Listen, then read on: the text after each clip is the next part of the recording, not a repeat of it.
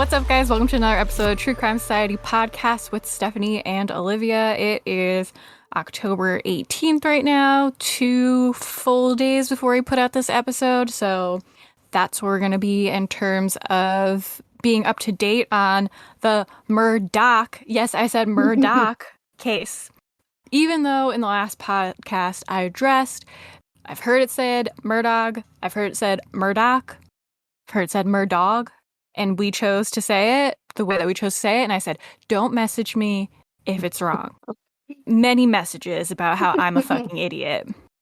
And we all know this because I couldn't say epitome, I can't say Murdaugh, we get it.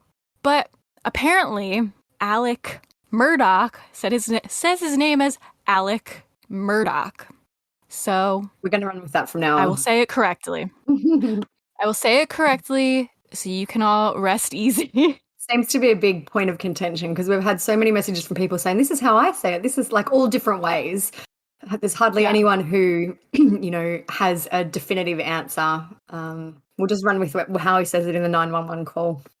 I act like we got bombarded with messages from mean people. We really don't. But you know how it is when you like 2 or 3 messages that you feel like are kind of mean. You're just like, how rude. I know. Someone's like, is this a joke? This is not how you say it. I know. Apparently for Southern people, that's just like normal. That's how it would be said. I'm sorry. I'm not Southern. It's funny. Well, not funny, but it's interesting because if I'm ever listening to something and I know that the pronunciation is different, I'm just like, well, it doesn't really make a difference to the story. But also, like, I get it's someone's name, and I guess it's different with names, but like, I say Nike and you say Nike, right? Yeah. A lot of the times I think it can be regional. Like, even people pronounce different things based on where you are from. But obviously a name is a little bit different because however the person who owns the name says it, I guess, is how it should be pronounced. But anyway, ongoing Alex Murdaugh. That's probably going to be wrong again, but anyway. Along with the criticism of how we pronounce his name, we also got some like reviews about kind of like the layout of our podcast. So we are tossing around some ideas on how to kind of make more people happy. I know we can't make everyone happy, but I get that some people don't like hearing about the updates, which I get. Like if it's a case you didn't follow and we're talking about it, you don't care. So we're thinking about maybe making those kind of like a segment, like updates on cases we've talked about and putting it at the end. That way, if you don't care, you could just shut it off. And if you care, you can keep listening. That's one idea we're having. It'd be an easier for us to kind of break it up that way. So for example, if we know the main content goes for 50 minutes, you can skip to different parts and, things like that as well. So I think the majority of people have said they love our chat or enjoy hearing the chat and the updates, but we know it's not for everyone. Some people only have a short amount of time to listen and just want the main content. So we're trying to figure out, how we can please everybody or attempt to please everybody. Like we'll still do like a little intro like this, but then instead of going into updates, we would just go into the story and then do them. But another thing is some people don't like the chat, some people do, but that's kind of what our podcast has always been. It's always been marketed as a casual true crime chat, like 2 friends just talking about crime. Yeah. So if that's not for you, then it's not for you, and that's fine. Some people like it, some people don't. I also think now, I was saying to you earlier, now that we're weekly, I think the updates are probably even more relevant because they'll be more kind of real time. There'll only be a few days in between recording each one. So it's not like you have to wait, weeks and weeks for an update on whatever case. So I don't know. I like the updates, but obviously trying to work out what's best for everyone. So if you have any ideas or suggestions, feel free to message us and don't leave us a passive-aggressive kind of mean review about it because it hurts my feelings and it makes me cry in my kitchen. I said today on our Instagram too, if you guys have any suggestions, we are like absolutely want to hear them. So there might be something that we haven't thought of or something that we need to look at again. So you can always feel free to either message us or email us at truecrimesociety@gmail.com because we'd love to hear it. And we can obviously most of the time come up with a workaround or a way to incorporate whatever your idea or suggestion is. So we definitely want to hear it. Don't just leave it and hope that we can read your mind about what you want. Yeah, we're definitely willing to We're very make receptive. changes, and it's good to just hear what other people think. Just don't hurt my feelings and don't make me cry when I'm PMSing. Thank you. But we're going to talk about at least one update just because it's a big case that we know everyone follows that we haven't talked about yet. And then we're going to talk about a new case that we're following right now. For every episode going forward, we're going to put the timestamp when the actual episode starts. So if you don't want to hear us chat at all, if you really just want to hear the story, you can go exactly to that spot and that's where it'll start. So if you don't care right now, you don't want to hear us talk, look at the notes and go there.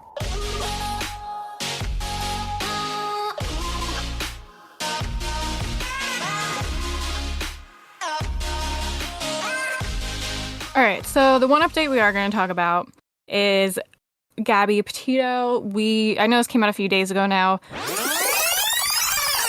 So it's actually just Stephanie right now. We did record a little bit about the latest updates with Gabby and Brian. The latest being at the time was that we found out Gabby's cause of death was strangulation. So we talked a little bit about that. But now, today, as you guys know, probably by now, that it seems like they may have found Brian's remains. It's been kind of a crazy day as far as updates. We found out that there was some activity going on at the reserve, even though they had they had opened the reserve to the public again yesterday. There really wasn't a lot of search activity, it seemed, over the weekend. It kind of seemed like things were quieting down a bit. But then this morning, there was activity at the reserve again, according to the reporters, and it looked like Brian's parents were there, which people thought was weird. So the Laundrie family attorney put out a statement that said, Chris and Roberta Laundrie went to the Myakatchee Creek Environmental Park this morning to search for Brian. The FBI and Northport Police Department were informed last night of Brian's parents' intentions, and they met Chris and Roberta there this morning. After a brief search off a trail that Brian frequented, some articles belonging to Brian were found. As of now, law enforcement is conducting a more thorough investigation of that area. So from there, the reporters were posting all the different vehicles that were showing up at the reserve, and then it turns out that they called the medical examiner. So immediately we're all like, what is going on? Why is the medical examiner there? Did they find a body? Then they started setting up tents that the helicopters saw, and I feel like tents are kind of always not a great sign when they're searching for a body, because it usually is to cover a body or something like that. Then it was being said that partial human remains were found along with items that belonged to Brian, and the FBI just did a press conference a few minutes ago, and they didn't really give any other information besides the fact that they found what appears to be human remains with a backpack and notebook that belonged to Brian. So they haven't confirmed that the remains are Brian yet, but the notebook and the backpack were his. And that the area that they found the body in, they were searching around there, but until now, that part of the reserve was actually underwater. So that's why they weren't able to find this then. A lot of people are suspicious with the parents suddenly going and then this happening. Hopefully we'll get more information in the weeks following. But right now, FBI still isn't willing to give any information. I thought it was interesting that they found a notebook with him. It would be pretty unfortunate if Brian wrote some big confession or some chaotic manifesto and then it ended up being underwater and we'll never get to know what it says. Who knows? Like I said, hopefully we find out some more information soon, but that's all. Oh, and Olivia wanted me to say that Brian, as usual, is super inconvenient because obviously she couldn't be here to re-record this part because it was very last minute as the episode comes out tomorrow, and she lives in an opposite time zone as me, so it's bright and early in the morning there. All right, back to whatever we were talking about in the podcast originally. But her cause of death came out as strangulation by throttling, which means that Brian literally used his own hands and strangled her until she was dead, which is really hardcore if you think about it, because it does take probably several minutes, at least a handful of minutes, to strangle someone. So I think that you could, if it does ever go to trial, if they find him alive, could easily argue that it was in a sense that he could have stopped himself from killing her. Like, if you're strangling someone, you realize that they're choking and you realize that they're dying. You have enough time to stop yourself. I did Google it just to see, how kind of long it does take. It says that the person might pass out within, 10 to 15 seconds, but it can take up to 10 minutes-ish to die. Like, it can be quicker, but sometimes it can take a lot longer. So it's not something that he just did for a few seconds and then thought, oh, shit, this is obviously something that he had minutes probably to keep going with. Yeah. So that's really it with Gabby. We're going to talk briefly about another case that is happening in Australia about a little missing girl. Her name is Cleo Smith. So Cleo went missing from Western Australia on Saturday. So here in Australia now it's Tuesday morning. So she has been missing for over 72 hours now. She's a sweet little tiny thing. She was camping with her family in a tent. I think it was her mother, the mother's partner. I've heard mixed things about if it's her actual husband or a boyfriend. But anyway, it's not Cleo's biological father. And then also Cleo's younger sister. They were all in a tent. I've seen some photos of the tent. It doesn't look like an enormous, tent setup, just a usual camping setup enough for 4 people. But Cleo's mother has said that she woke up at was awake at 1:30, and there was an interaction with Cleo, which is in quotes, which is interesting. But then when the mother and the family woke up again at 6 a.m., Cleo was not in the tent, and neither is her adult-sized sleeping bag was also missing. So there's been not actually a whole lot of information about the circumstances in this case, which is interesting. I don't know. Like, people keep messaging and say, are the parents, are they involved? Have they been cleared? And they haven't. No one, as far as I know, has been cleared. Yesterday, which was Monday, homicide detectives turned up to the scene. It's very remote. Like, they've released aerial photos. There's probably 6 or 7 at least other campsites set up in the area. It's right near the ocean. It's very remote. I described it as like scrubland. So it's not the bush. Yeah, not the bush. It's not tall trees like the bush, but lots of low kind of dry scrub. Mm-hmm. I don't know. I find it hard that, like, some people are like, maybe she dragged the sleeping bag, but it's a huge bright red adult-sized sleeping bag. I don't know. I just find I think she looks so little. It would be so much for her to be dragging around. I feel like more likely is that she was taken in the sleeping bag. Yeah, that was my first thought too. Maybe if it was a kid's sleeping bag and she like brought it with her, but I don't see her without waking up anyone, bringing a huge sleeping bag that's probably double her like height and length. Yeah. And even things like, everyone's like, how could the parents not hear the tent being unzipped? I'm assuming they would have zipped it up. How could they have not heard it being unzipped? Was the tent unzipped when they woke up? There's just all these kind of common sense questions that there aren't any answers to yet. Police have said that they've asked the locals in the area to check all their garbage bins for signs of maybe the red sleeping bag or anything that's kind of related to the case. And they've been checking cars and caravans that are going in and out of the area just to double check that Cleo isn't in them or that there's, any evidence going out. I hope they find her today. I feel like if she did wander, which I don't probably think she did, that time is running out now. It's been, more than 72 hours without food or water for her. Obviously, that would be the best outcome if she'd wander and they can find her today, but I'm not entirely sure what is going on with that case. It's very unusual. It's kind of got the attention of the whole country. Yeah. I hate to say it, but just the sleeping bag stuff makes me automatically suspicious of the parents or anyone who was in the tent. You think that, like, if Cleo did leave in the sleeping bag, like, she's either, this is obviously just going on the wandering or, leaving herself theory. She either had to get out of the sleeping bag, like kids kind of jump around in a, like. Yeah. If she did that, loud, though. Yeah, that's what I mean. She would have absolutely woken up the others. So I think that means that she had to have got out of the sleeping bag and taken it with her. And I just feel like she wouldn't have gotten that far carrying it. I feel like even if she got out of it and was taking it with her, it's like so big that would have been hard for her to carry. Still would have made a lot of noise. Unzipping the tent, like, I don't know if they're heavy sleepers or something, but that would have for sure woken me up. Sleeping bags are made out of that, plasticky, it's obviously not plastic, but, like that crinkly, loud material. Like windbreaker material. I don't know what it's called.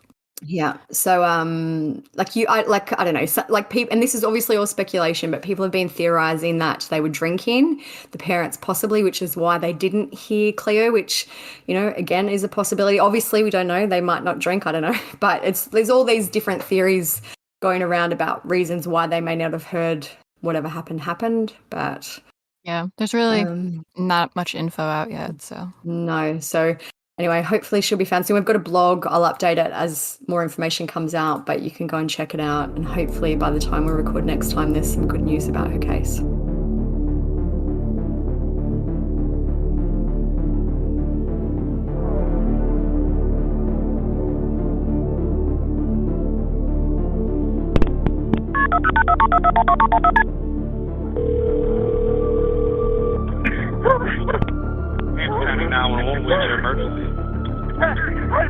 This is Alex Murdaugh at 4147 Moselle Road. I need the police to stand to me, please. My wife and child is so badly. Stay on the line with me, okay? Yes, sir. Stay on the line with me, okay?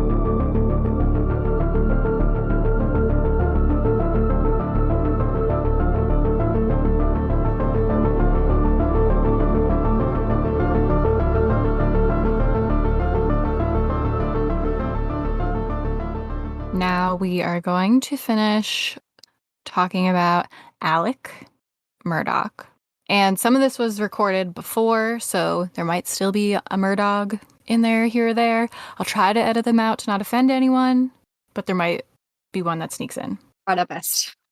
All right. So last week in the Murdaugh case, we kind of gave you a background of the family up until probably the end of June 2021 in their story. So if you haven't listened, make sure you do, because you will be a bit confused as why we're, starting right here. But we'll kick it off again with an event that happened on July 7 this year. Connor Cook, who was one of the occupants on the boat of the night of the fatal crash that killed Mallory Beach, has come out and said that he believes unnamed people may have intended to frame him as the driver for the boat.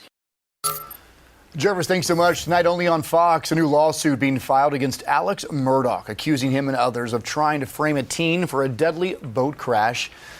They were trying to shift the blame from Alex Murdaugh's own son, Paul, who was facing charges in that boat crash. It happened in 2019 and led to the death of 19-year-old Mallory Beach.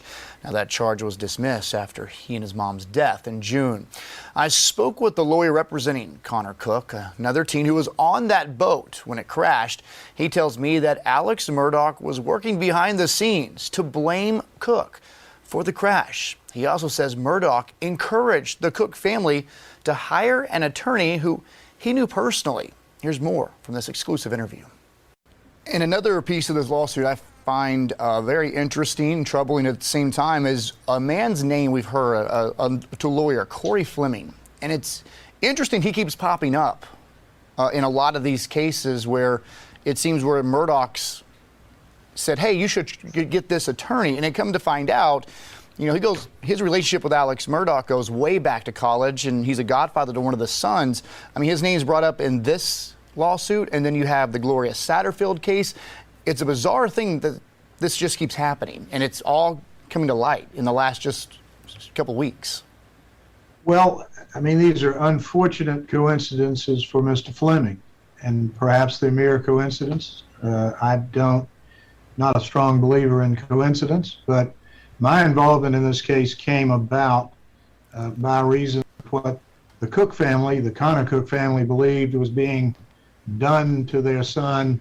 My job initially was to ensure that the police found their way to charging the right person, not the wrong person. Connor believes that some of the evidence taken from the scene is now missing, and his lawyers want to question officers about the investigation.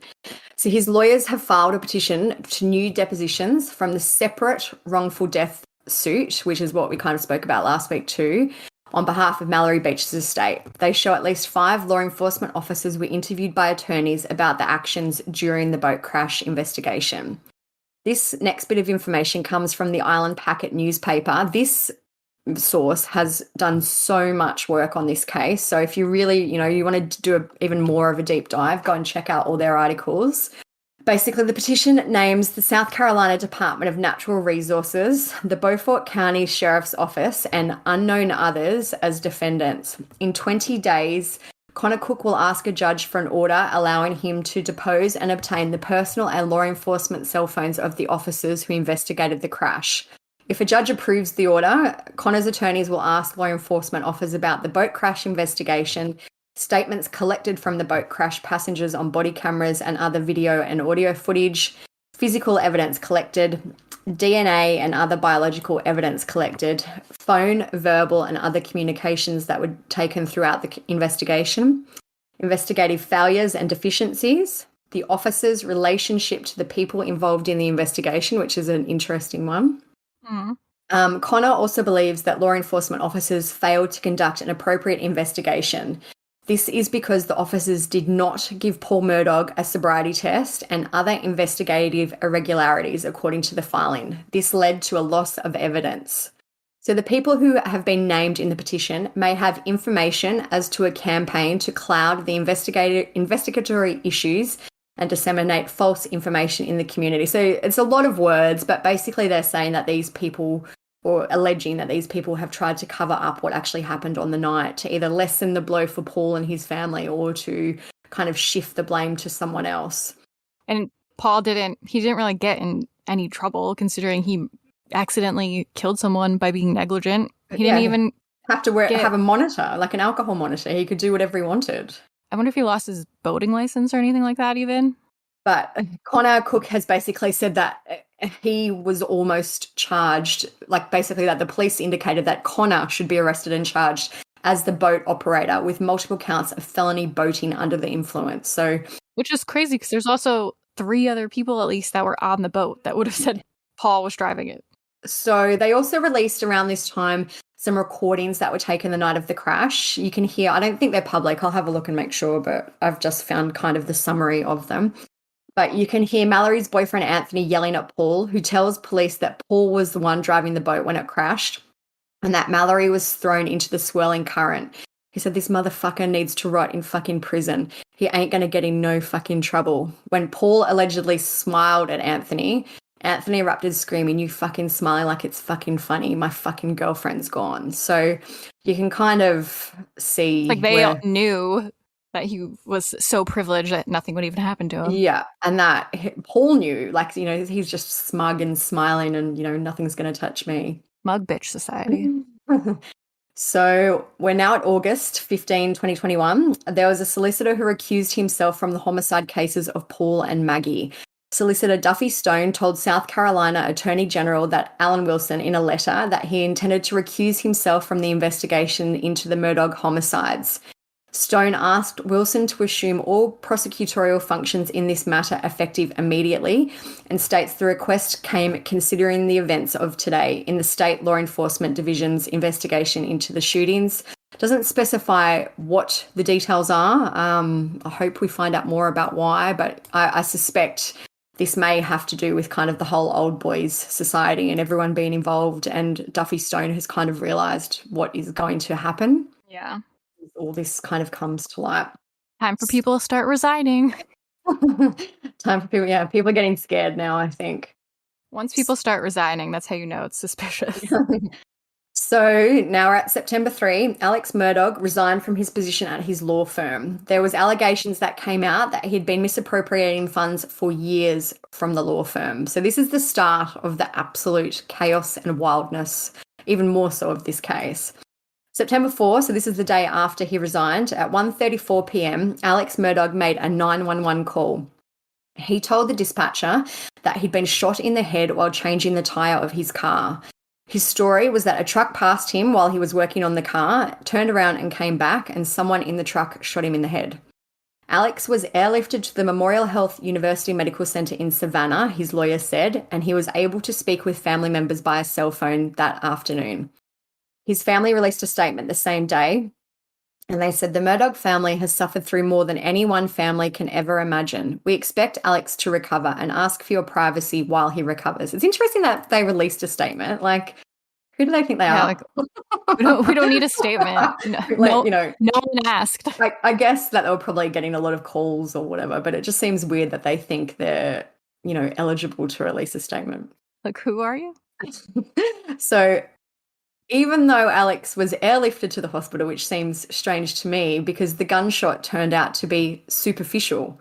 So I can't And in his mugshot, which comes a few days after. Yeah, a few days later, not to spoil, he doesn't even have a mark on him. No. So his lawyers have maintained that his injuries, he did have kind of significant injuries, which were a brain bleed, a fractured skull, and an entry and exit wound from the shooting. I don't know about that. Like bullshit. It sounds to me like it was a graze almost, like the bullet kind of grazed his head. He doesn't even have a scratch. I just can't believe they airlift. I guess maybe if they thought it was a report of I don't know how it works, but if it was a reported gunshot to the head, they just airlifted him anyway. And you're forgetting that he is South Carolina royalty. The king of South Carolina. Mass panic. 2 days after the shooting, which is September 6th, Alex released another statement, and told us that he would be entering drug rehab. He must think he's just a celebrity. I guess he probably is down in that area. Because he's a lawyer. Yeah. He loves statements. The murders of my wife and son have caused an incredibly difficult time in my life. I have made a lot of decisions that I truly regret. I am resigning from my law firm and entering rehab after a long battle that has been exacerbated by these murders. I am immensely sorry to everyone I've hurt, including my family, friends, and colleagues. I ask for prayers as I rehabilitate myself and my relationships. So by this stage, Alex had been released from the hospital. So for a head gunshot wound, he was in there for a day, maybe, which is, kind of goes along with the whole superficial wound thing. For a broken skull, like a fractured skull and a brain bleed, yeah. Apparently. Alex's former law firm, PMPED, released a statement about the misappropriation of funds. They've said, this is disappointing news for all of us. And they noted that they'd cut all ties with Alex and that millions of dollars were missing. His former law firm also spoke to People, and they said PMPED is focused on representing our valued clients. Alex Murdaugh is no longer associated with our firm in any manner. Questions related to Alex's arrest should be directed to law enforcement agencies. And then another statement by the family, which is Alex's brother, Randy. So Alex is an attorney or a lawyer with the same law firm that Alex was with. He said, I was shocked, just as the rest of my PMPD family, to learn of my brother Alex's drug addiction and stealing of money. I love my law firm family and also love Alex as my brother. While I will support him in his recovery, I do not support, condone, or excuse his conduct in stealing by manipulating his most trusted relationships. So it all really, really comes tumbling down for Alex in September this year. On September 15, SLED announced that a former legal client of Alex's, Curtis Edward Smith, had been arrested for having conspired with Alex to kill him in the shooting earlier this month. The motivation was that his remaining son, Buster, would receive a $10 million insurance payout. Curtis was charged with assisted suicide, aggravated assault and battery, and insurance fraud. Alex was suffering from, quote, massive depression and wanting to kill himself, and he admitted to concocting this assisted suicide as murder scheme because he wrongly believed his son would not receive the insurance money if he committed suicide. He's not a very good lawyer if he can't even read his own life insurance contract. Yeah, right. So anyway, Curtis was also allegedly the source for Alex's drug addiction. He seems to have liked to partake in some oxycodone over the years. I read that he had a 20-year addiction. Interesting. Crazy. I want to hear more about that. I haven't really seen anyone talk about that. So on this day, SLED also announced that they would be opening an investigation into the 2018 death of the Murdaugh family housekeeper, Gloria Satterfield. So we spoke about Gloria's case last week. She allegedly had a bit of a trip and fall down the stairs at one of the Murdaugh family homes, and there was no autopsy ever undertaken. So make sure you go and listen to that part. The descendant's death was not reported to the coroner at the time, nor was an autopsy performed, Coroner Angela Topper said. On the death certificate, the manner of death was ruled natural, which is inconsistent with injuries sustained in a trip and fall accident. So they're starting to look into this one too. Here's another new wrinkle, though. State investigators with SLED opened a new criminal investigation into the 2018 death of Murdaugh's former housekeeper, Gloria Satterfield. To add fuel to that fire, both of Satterfield's sons are suing Murdaugh in a case tied to their mom's death. Attorneys say the twists don't stop there. After she fell, Alex handpicked a lawyer on behalf of the boys for the purpose of suing Alex. And that lawyer was a close personal colleague of Alex's. Apparently, some action was brought, some money was recovered. Now, the lawsuit claims that Satterfield's two sons have not seen a single dime in payments from Murdaugh. So again, lots of moving parts here as this case continues to unfold, and there's more expected to come out today in court. I don't know if this is the place to say this, but do you feel like he was really wanting to commit suicide? Because I feel like that was never his plan. I feel like he just wanted to be like, the same person that killed my wife and son is trying to kill me now, like secretly. And then it backfired. And now his backup story. I feel like, I don't know. I don't actually know what his motivation was for that. I just feel like there's a whole bunch of bad decisions being made here. I don't know. But it's like you couldn't even do a good job at hiring someone to kill you. And the story made no sense. That's what annoyed me the most is how could it have not been a plan conducted by him? Because what is the chance that his car breaks down at the same time someone's driving by who wants to shoot him? It made no sense. And I remember at the time, like when it came out that he'd been shot in the head, we all knew it was sus, but we didn't know at the time what had actually happened. Like it's just such a crazy story that he actually thought anyone would believe this. I guess in the end, maybe he thought he was going to be dead and he wouldn't have to deal with it. I don't know. It almost goes along with the being tone deaf thing. That he was like, people will believe this. Yeah. So September kept getting worse for Alex. On September 16, he turned himself into police and he was arrested. He was charged with insurance fraud, conspiracy to commit insurance fraud, and filing a false police report. So the SLED chief, Mark Keel, spoke to the media. And he said, I can assure you that the SLED agents will continue working to bring justice to anyone involved with any criminal act associated with these ongoing investigations. The arrests in this case are only the first step in that process, which I think is quite an interesting statement because I'm assuming he may be referring also to the murders of Maggie and Paul. Seems like possibly. It. Like, you know, anyway, I guess we'll find out. Yeah, I feel like he was like talking in code in a way. Like it's almost like with the Brian stuff when they released his arrest warrant. They're like, why are they only charging him with credit card fraud? Or it's just a step in the process. It's a trap. Yeah. An arraignment and bond hearing was held on that week at 4 p.m. at the Hampton County Magistrates Court. During the hearing, Alex was granted a total of $20,000 in personal recognizance bonds on 3 charges. He was required to surrender his US passport. They asked Alex's attorney, Dick Harpootlian, I think is how you say his name, what his state of mind was. And he said, he's in the jail. That's his state of mind. Poor Alex, sad face, I wrote in the script. Dick spoke to the court that day again, and he said that Alex was not a danger to the community and the only violence he had committed was against himself. He said that Alex was not a flight risk. Alex has fallen from grace. He's not a man of means anymore. He doesn't have the financial means to leave the country. So during the hearing, Dick also spoke about the murders of Paul and Maggie, and Alex got upset and began crying and was wiping tears away. He was wearing a chain connecting handcuffs and ankle restraints and a beige jumpsuit, and Alex addressed the court only by saying, yes, madam, when he was asked a direct question by the judge.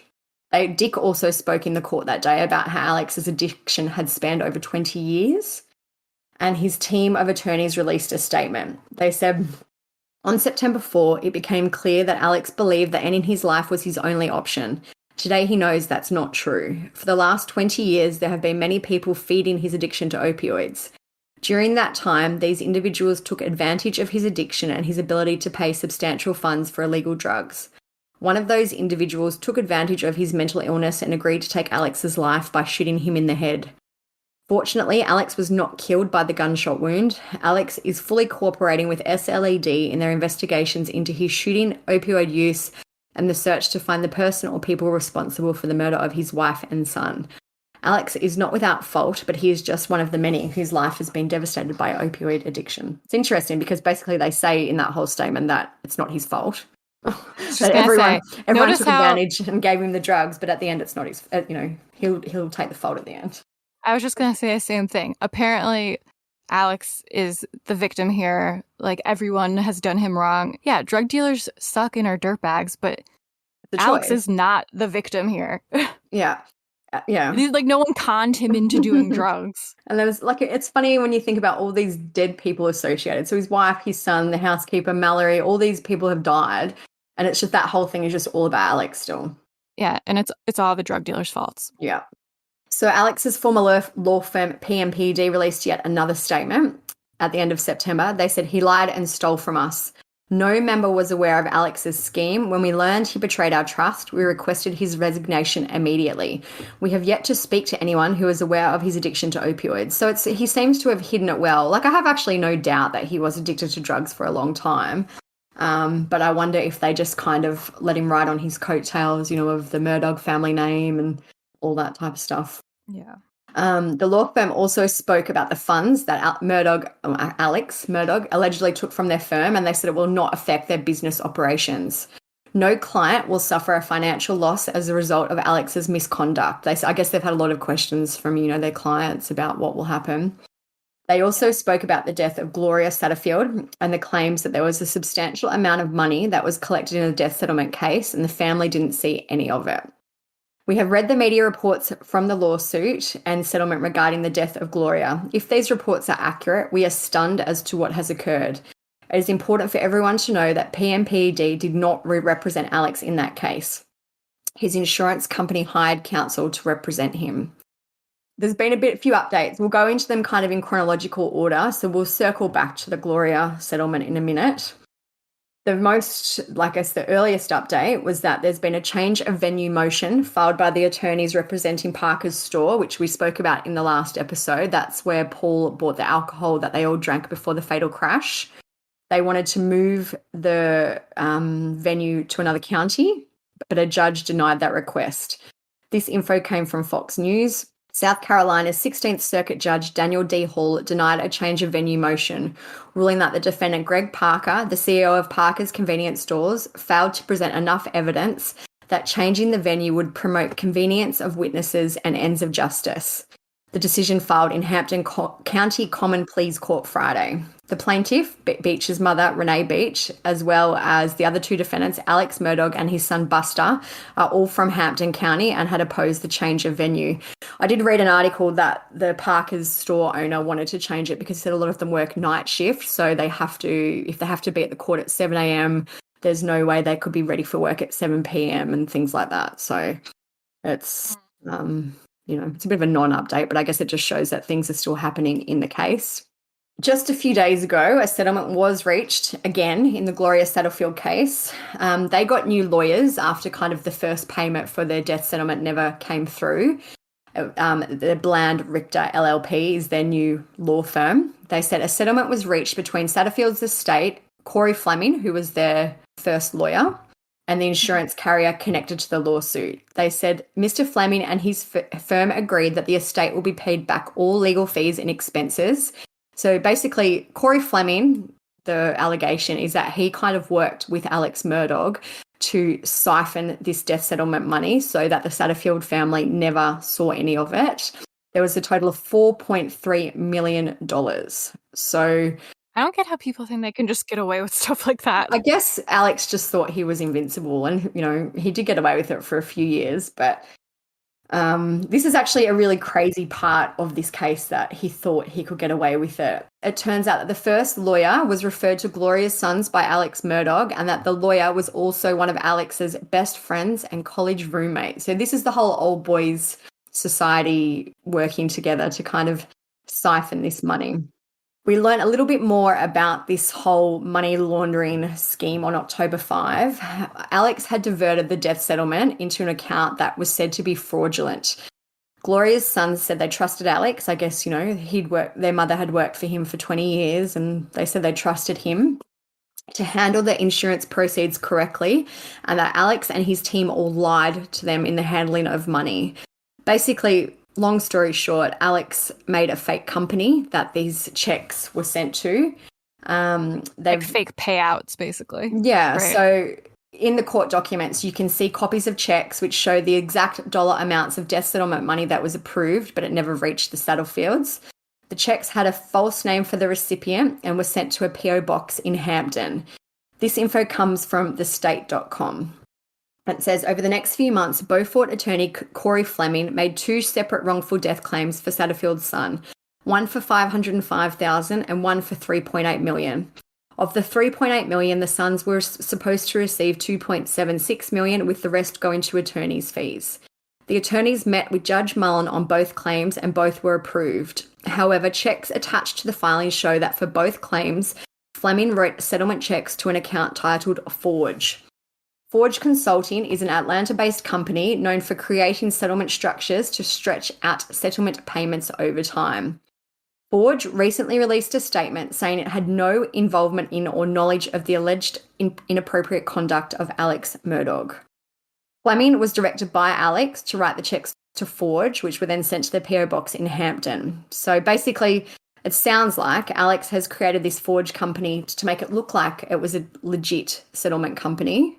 Mm-hmm. And it was just all of a sudden... And just stole half the name. Yeah. It just stole the name of the actual company. So that if they go forward, they might think it was legit or something, I guess. But like when people tried to make a group called Death After Dusk for our Death After Dark group. So it's pretty wild. He did get away with it for a long time. So scammy. I think the only reason he even kind of got away with it, because the only reason I kind of have any background knowledge in any of this is because I used to work at a law firm. So I know when you win the settlement, obviously the attorney gets some and you get some, but also all the services or medical bills and stuff that was paid for to reach the settlement gets paid back too. So if he's writing checks to all these fake companies being this is a company we use for this and this is a company we use for this, as a regular person, you're just oh, okay. Yeah, you would think, yeah, fine. You trust your attorney. So that was October 5. October 6, PMPED lodged a lawsuit against Alex. That's his former law firm. This info also comes from the Island Packet, a great source. They filed the suit Wednesday in Colleton County Court, alleging its former employee was able to covertly steal these funds by disguising disbursements from settlements as payments. So it sounds like he was doing this whole Forge thing quite a lot, not just for the death settlement, but for other clients as well. Too. Yeah. It says, in a statement about the lawsuit, PMPD said Alex submitted to the firm and clients false documentation that allowed him to funnel stolen money into fraudulent bank accounts. Alex, in an unauthorized manner and without the consent or knowledge of his former partners, to further his scheme to defraud. The lawsuit wants to find out where the money went and if any of it is hidden away. I'd love to know. I haven't seen an actual figure for how much they're alleging that he stole from the firm, but it's millions, they've said. I would love to know how much millions, it is. Yeah. PMPD also wants to know whether Alex has signed any agreements that would allow him to make any money from books, interviews, or other publicity. He seems to like the publicity, so I wouldn't try and doubt that. Yeah. So a lawyer for Alex, Jim Griffin, said he had not seen the lawsuit and couldn't comment. This is just a few days ago, so this is all kind of breaking news. He said, I know it is a very sad day for all members of that firm and whom Alex holds in highest esteem. He has pledged his full cooperation to get these issues resolved. Corey Fleming, who we spoke about earlier, he's kind of Alex's old roommate, best bud friend. He's also released a statement. He's banished Alex now. He doesn't want to be associated. Yeah, now they're all ready to put out statements. They're all turning. When it came time to disperse the settlement funds, Mr. Fleming trusted his close friend and colleague to deal with him truthfully and honourably, only to be misled and deceived in one of the worst possible ways for a lawyer. Alex Murdaugh lied to Mr. Fleming to steal client funds. It's really gone wrong for Alex. His wife and son are dead. All his friends have abandoned him. He's lost his job. He's got no money. But it's all the drug dealer's fault. It's definitely not Alex's fault. Not at all. Alex is a victim also. It seems like there's just more and more updates every day. And I'm assuming that's going to be, kind of happening ongoing as things progress. But this was a little bit shocking to me. I don't know why it shouldn't have been, but we learned that when Alex was reportedly shot in the head, he had drugs in his system. He tested positive for opiates and barbiturates. He also had traces of 4 other drugs: amphetamine, cocaine, benzos, and cannabinoids. So that's interesting. I don't know. I'm not surprised that there was drugs, but I'm surprised maybe at the type of drugs he had in his system. I don't know why, though. It does kind of make me believe the suicide theory more, because maybe he just really drugged himself up to be like, all right, this is it. Yeah. But I still think he's a dick. I don't know. Like, I'll say what I have to say after the next part, I guess. Okay. Like, I know I said Alex just before too. I need to get better. Oh, jeez. I don't know why doesn't he just spell it A-L-E-K or A-L-E-C? Then it would be easier. I just read it how I see it. It's because that's Alex. It's Alex. He's just a dick. Who wants And his to say name is Alex? Alexander. Like, it's not like it's like. Anyway, all right. The man accused of shooting Alec in the suicide plot spoke to the Today Show recently as well. I'm going to try and find a clip, so I'll send you that if I can. I have it. Oh, good. Okay. In September, adding to the mystery, Murdaugh said he was shot in the head on a rural road. Law enforcement now believes Murdaugh conspired with Curtis Eddie Smith to kill him as part of an insurance fraud scheme. To be clear, does your client maintain utter and complete innocence in this case? Go ahead. I didn't shoot him. Are you innocent of everything? I'm innocent. Yeah. If I'd have shot him, he'd have been dead. He's alive. Smith now telling his side of the story. Smith tells me he had no idea what Murdaugh's plans were when he agreed to meet a man he called his close friend on a remote road in Hampton County, South Carolina. He says Murdaugh showed up with a gun. And he's standing like this. He said, "You gonna shoot me?" I said, "No." He said, "Well, you just got to do it." And he made us move like this, you know. And I just grabbed his arm. You took the gun. And shoved it up behind him, between me and him. And it went off. The gun went off. Did it hit him? Did the bullet hit him? No. So that story where There's no blood on me. There's no blood on him. He didn't get shot in the head. No. We bounced off his car and I kind of made a move to get the gun, and he hit the dirt, you know. And what percent are you positive that he didn't get shot? If you could put a percentage on it. 1,000. He didn't get shot. So Curtis Eddie Smith said that he wasn't certain if Alec was hit as they were struggling for the gun.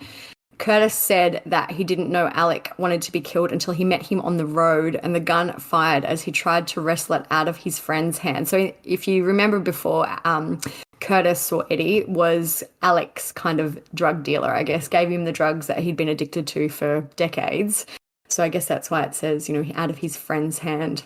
Curtis said, "I didn't shoot him. I'm innocent. If I'd have shot him, he'd be dead. He's alive." So Curtis's attorney, Johnny McCoy, said that he believes Curtis had been set up, and that he also spoke to the Today Show. And he said, "I think that he's been set up by a person who is a drug addict, who is going through horrific withdrawals, 20 years opioids use. And I think that he's doing exactly what people with addict behavior do. And that he tried to turn himself into a victim, and he tried to turn himself into a hero." So I think a lot of that's probably true. He always seems to play both the victim and the hero, or try to in a lot of cases. I was gonna say before, I feel like that story's more true. I know a lot of people are saying they don't believe the what's his name, Curtis? Curtis Eddie. Like, I think his name's Curtis and his nickname's Eddie. So if you see it referred to...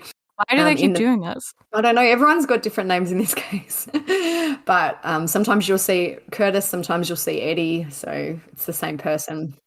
I kind of more so believe the shooter, Curtis Eddie, in this situation, which, not that I think he's a very credible source, but just the fact that Alec had all those drugs in his system makes it seem like he was wanting to kind of kill himself and maybe be drugged up enough where he didn't suffer or have any pain. And also, I don't care what anyone says, because the lawyer was on GMA talking about Alex's injuries. He was not shot in the head. He did not have a fractured skull. Like, no, maybe he did. I'd love to see the actual medical reports and x-rays and whatever else they did, because his lawyers are adamant that he was, but... Yeah, and his mugshot, which was only a few days later, he looks perfectly fine.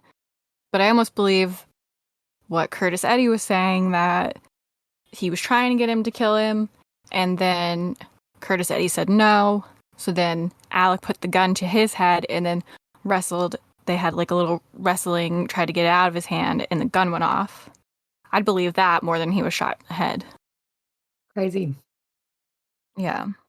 All right, so one of the other updates is from October 14, and Alex was arrested again on suspicious of misappropriating settlement funds in relation to Gloria Satterfield's death. So he waived an extradition hearing last Friday and returned to South Carolina to face the charges. He will be having a bond hearing tomorrow, so I'll pop that in the blog, and when we do our kind of podcast release, I'll let you guys know what happened with the bond hearing. Police also released kind of new information, but I'm a bit still skeptical about this, about Gloria's death. They've actually released her proper cause of death. They've said that she fell and the blow to her head from the fall brought on a stroke and then a cardiac arrest. But I'm still not entirely sure how they can confirm, especially the fall part, because they never did an autopsy on her. Like, yeah, I don't know. We had some followers and from our Instagram messages with their experiences of kind of similar cases from their jobs. They've said that in terms, it's very normal for an autopsy to not be conducted in a situation like that because there's obvious trauma and she died in the hospital, so they essentially know how she died. But I would still be interested to know about the investigation into this actual alleged fall, if there was an investigation. Or they just took whoever's word for it. Yeah, I'm pretty sure it was Alex's word for it. So I would be interested to know, the backstory behind this actual fall, because I know we spoke earlier about how it might have been caused by her falling over the family dogs and then falling down the stairs. Hopefully, once they start looking more and more into this with the arrest of Alex in relation to that case, hopefully they will release some more information. I find it interesting that they've said that Alex was kind of almost the one who initiated the compensation for her family originally. And then, as we know, he funneled all that money. So I guess that scheme all planned out. Yeah, that's what I mean. So where does that go back to? Did he push her down the stairs because he knew that he could get X amount of money for her family and then get it for himself? I don't know how they could ever go back and investigate that. But like the rational part of me is like, there's no way he would plan that far ahead. But the more and more I learn about this guy, the more I'm like, he actually might. Yeah, I wouldn't. Now, nothing would surprise me. But so I think that's about it in terms of up-to-date updates. Obviously, the bond hearing will happen tomorrow, and no doubt there'll be some other things happening before this is released. So we'll pop it all in the blog, and we'll keep you guys posted on our social media channels as well of things that happen. And maybe later on in the year or early next year, we can do another update based on the outcomes of all these legal proceedings against Alec. Yeah. So I guess with so many parts to this, it might be good to talk about some theories for each one. Do you want to do that? I don't even we can do it next week if you want. No, I just don't even know where to start. What are your theories? Because I don't know. Was there a cover, the things I wrote down to chat about, my 3 kind of discussion points was there a cover up of the boating accident? I don't think there was, because everyone knows that essentially Paul did it. I think maybe they attempted to shift the blame, but they failed pretty early on. Yeah, I agree. I feel like it wasn't I do think a cover up. Yeah, a failed cover up. But he got in less trouble than he should have. Yeah, absolutely. I agree with that. So I do think that they tried to kind of maybe lessen what had happened, but obviously I think everyone knows that Paul was the one responsible for that. Yeah. I'll be interested to see what comes of the Connor Cook lawsuit, and if the people involved are found to have been guilty of hiding evidence and hindering the investigation. That will be interesting. Yeah, that'd be crazy. As for Gloria's death, I don't know. Now that I know more about Alex kind of funneling these funds, maybe he really did have this long-term plan that he knew that they would get a settlement for millions of dollars and that he would be able to access that money. It could have been. Maybe it seems manipulative enough. He seems that delusional to think that would happen, but like you said, it's a lot of planning. Or it could have, I wonder if it could have been something to do with drugs, or like him doing drugs, or if she knew too much about him doing drugs. Maybe she knew he was doing shady stuff. I guess she maybe, this is obviously all speculation because I don't know this, but maybe she knew more about the Stephen Smith thing, that could be another reason. Yeah. Like if she worked for them for 20 years, she's got to know some shit. So that means that she would have been around the boys from the time they were babies. So maybe she knew too much about either the drugs, the Stephen Smith, could even be drugs, about the murders, Alex's financial dealings. She could have known too much about anything. So I guess that's also a possibility. Yeah, maybe he, instead of scheming to get the lawsuit, maybe he was just trying to get rid of her and blamed it on a fall. The other thing I don't know who killed Paul and Maggie. I am assuming Alex was involved. I'm assuming they had life insurance, which I've never ever seen it released as to the amount that they were insured for. And if it's been paid out, I'm assuming probably it hasn't, if it's still an ongoing investigation. Yeah. But it's pretty hardcore to kill half your family. I don't know. I wonder why Buster always seems to escape these things. Fucking Buster. Buster must be the favorite. For sure. I don't know. I'll be interested to see what comes of that. I don't think Alex actually killed them. I think he either got someone to do it or the same guy who he hired to kill him. Well, he would have had a 50% success rate then, if that's the case. Yeah. I don't know. Yeah, I did a better job. I feel like it has to be related to insurance somehow. Yeah. And especially if Maggie had an idea, if she got the forensic accountant and was also maybe seeking out a divorce, which is what we spoke about in the first episode, there has to be more going on. Could have. And it could be like the same with what we were just saying about Gloria. Maybe the wife, Maggie, she was starting to look into the accounting. So I was realizing some weird things were going on. She was looking at divorce and he was like, I got to pull the plug on this. She knows too much too. Yeah. And I guess he just always thought up until now, like, you know, maybe get away with it. Yeah, if they did have something to do with Stephen, just as a speculation, they've gotten away with that. They had gotten away with Gloria's death. Like, all of this kind of came out after the murders. Police started looking more and more into these older cases. And they'd gotten away with Mallory's death, basically. Not that it was on purpose, but still didn't really get in much trouble. Yeah. So I feel like it's definitely not a random homicide for Paul and Maggie. It has to be related to Alex somehow. I hope and maybe feel that the charges for Paul and Maggie's death will surely have to come soon. If he's been this sloppy with everything else, surely there has to be something coming for their deaths soon, hopefully before next week, so we can talk about it. Yeah, all updates have to happen before next 2 weeks, really. One thing I also wanted to add in quickly is we made a bit of a light-hearted comment about where's Buster? Like, Buster just seems to be hidden in this. There's no info really on Buster. He kind of has been laying low, which I don't blame him if he's really the only surviving one in his family left. But someone sent us a message with a photo and said they saw him at a football game recently. So Buster's all right. Buster's still going. He's not thriving, but he's gone. I found his Twitter as well. He hasn't updated it since before the murders, obviously, which is, understandable. But Buster seems to be doing okay for now, which I guess is good news. I'd love for him to do like a tell-all one day. An expose, yeah.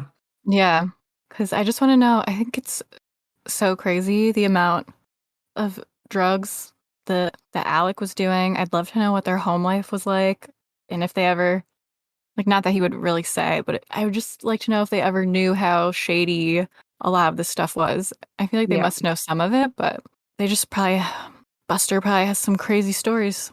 I feel like Alec surely has to go to jail at some point soon for a very long period of time. So maybe when that happens, Buster will let loose, go rogue. He's got to sell that interview to keep up his lavish income. His furs and boats and hunting lodges. Hunting lodge. All right, well, that is it for the Murdaughs for now. So I did a little bit of a poll on our Instagram. So we've got a few kind of ideas for cases and episodes. And the one that people seem to want to hear about first is the cases of Jelani Day and Daniel Robinson. Jelani was found dead in September and Daniel Robinson is still missing in Arizona. So I've got the scripts for that done. We'll record that later on this week. So that is what is coming up next. And we have a few other good ideas in the next few weeks. So stay tuned and look out on our Instagram if you guys want to have a say about the cases that you want us to cover. Like we said, next week we'll try switching up the format a bit, so we'll see how that goes. Stay tuned. But as always, follow us on Instagram if you want to get live, quick updates on our stories, our Twitter. our Facebook groups, and the forum at truecrimesociety.com, blogs at truecrimesocietyblog.com. That's where we put all the show notes, any clips we use, videos, whatever. It's all there. We link it everywhere, so you'll find it. Yep. But otherwise, we will talk to you guys next time. Have a good week. Bye.